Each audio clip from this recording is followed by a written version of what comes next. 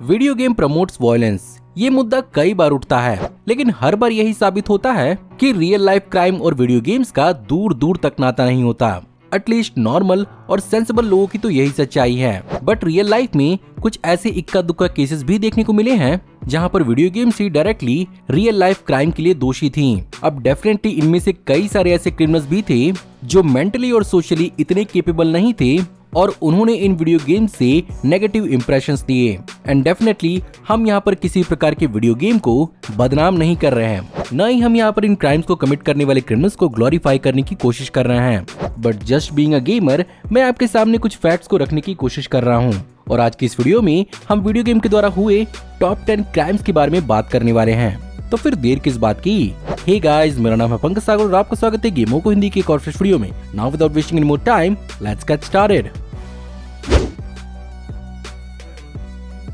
ये बात साल 2008 की है जब पैट्रिक नाम के लड़के के ऊपर हेलो फ्रेंचाइजी का एक बहुत बड़ा खुमार चढ़ा था। हेलो का मल्टीप्लेयर मोड उस समय काफी ज्यादा पॉपुलर था। बस गलती यहाँ पर उसके पेरेंट्स ने कर दी जब उन्होंने उसे इस गेम को खेलते हुए देख लिया और उसे इस गेम को खेलने से रोकना चाहा। इसी चीज को दिमाग में बैठाकर 17 साल के डैनियल ने अपने पिता का सेफ की चुराकर उनके लॉक बॉक्स में से उनका गन निकाल लिया और अपने पेरेंट्स को शूट कर दिया, जिसमें उसकी मां मारी गई और उसके पिता घायल हुए। पुलिस ने इसे इमीडिएटली हिरासत में लिया और इस पर मर्डर और अटेम्प्ट टू मर्डर का लोरेन काउंटी में बिना ज्यूरी के ही ट्रायल चलाया गया। अब जैसा कि उम्र सिर्फ और सिर्फ उसकी 17 साल थी, यहाँ पर उसके वकीलों ने किसी तरह से उसे डेथ पेनल्टी दिलवाने से बचा लिया।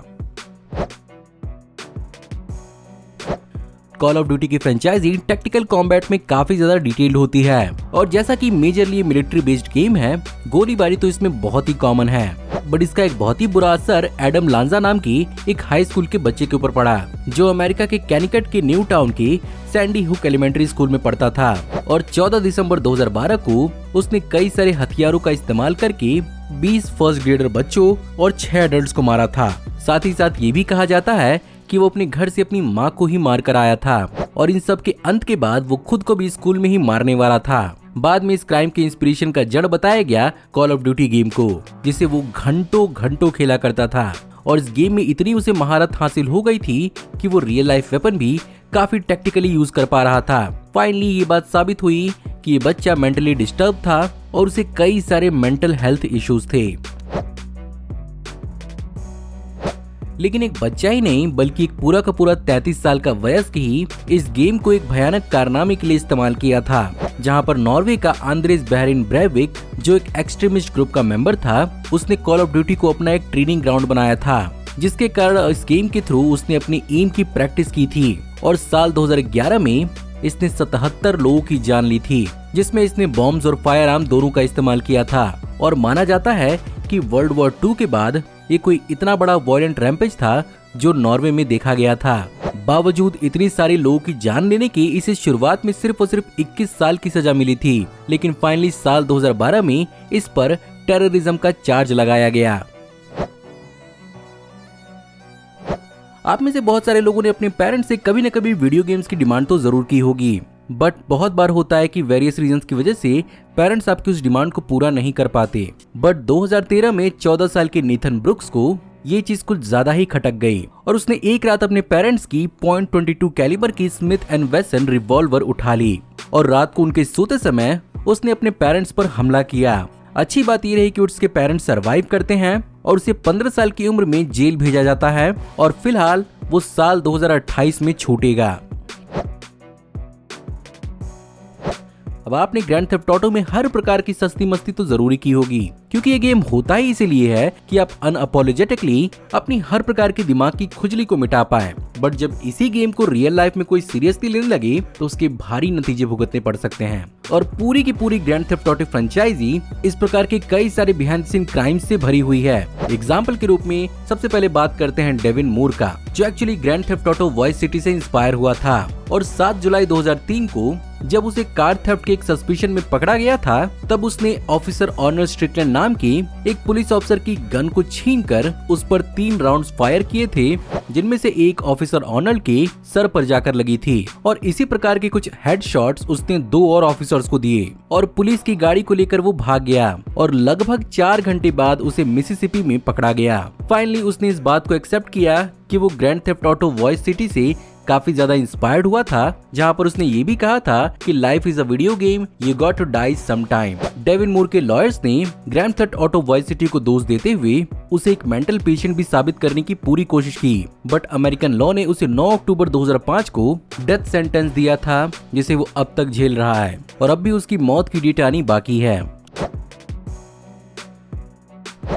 और यकीन मानिए कि ग्रैंड थेफ्ट ऑटो से जुड़ी हुई यही इकलौती पॉइंट नहीं है इस वीडियो के अंदर। ये बात साल 2008 की है, जब 6 टीनेजर्स ने एक रात के अंदर बहुत सारे क्राइम्स किए थे, जिसमें मगिंग, हथियारों की चोरी, वैंडलिज्म, असॉल्ट और प्रॉपर्टी डैमेज के कई सारे केसेस थे और उनमें से कईयों के पास बेसबॉल बैट, क्रोबार्स और अलग अलग टूल्स एज अ वेपन थे। ये कहानी अमेरिका के नसाओ की थी और नसाओ पुलिस डिपार्टमेंट के स्पोक्स पर्सन एंथनी रैपलॉन ने इस बात की पुष्टि की कि सारे के सारे टीनेजर्स ने एक्चुअली ग्रैंड थेफ्ट ऑटो को अपनी क्राइम्स के लिए इंस्पिरेशन बताया है।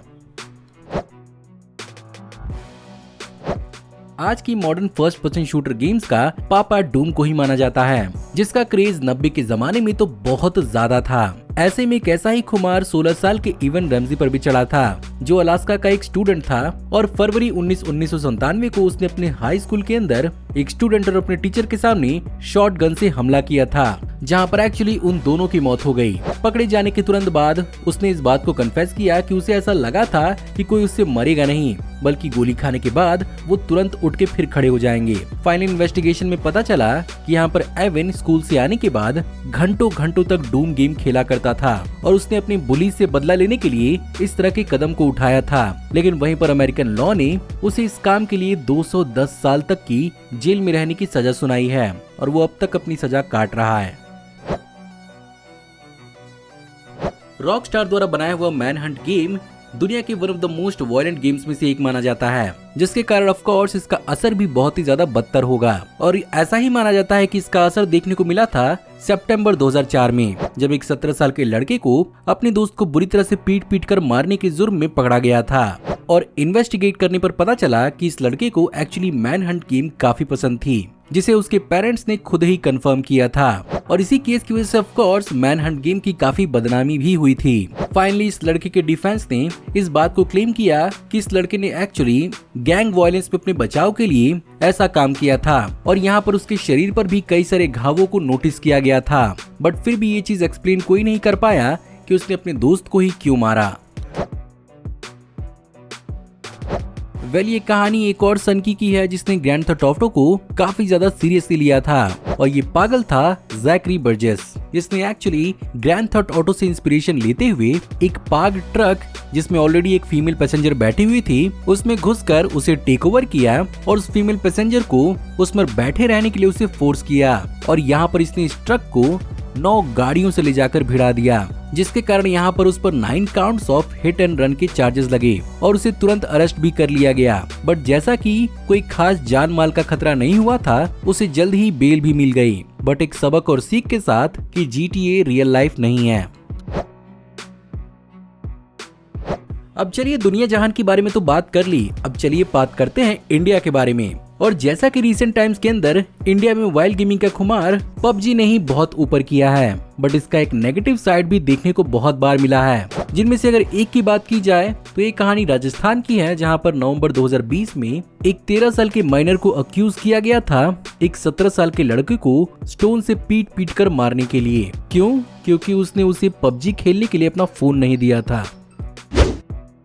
सो गाइस, कैसी लगी आज की वीडियो? उम्मीद करता हूं कि आपको आज की वीडियो पसंद जरूर आई होगी और अगर आपको आज की वीडियो पसंद आई हो तो प्लीज वीडियो को लाइक जरूर करिएगा। कमेंट्स में आप अपने थॉट प्रेजेंट करना बिल्कुल भी मत भूलिएगा। अगर आप चैनल पर नए हैं तो प्लीज चैनल को सब्सक्राइब कर लीजिए। हम ऐसे ही ऑसम वीडियोस चैनल पर लाते रहते हैं। मैं जल्दी ही आपको एक नई वीडियो में देखने को मिलूंगा, तब तक आप हमारी इन वीडियोस को एंजॉय कर सकते हैं। Thank you for watching, see you in the next video. Till then take care, good bye.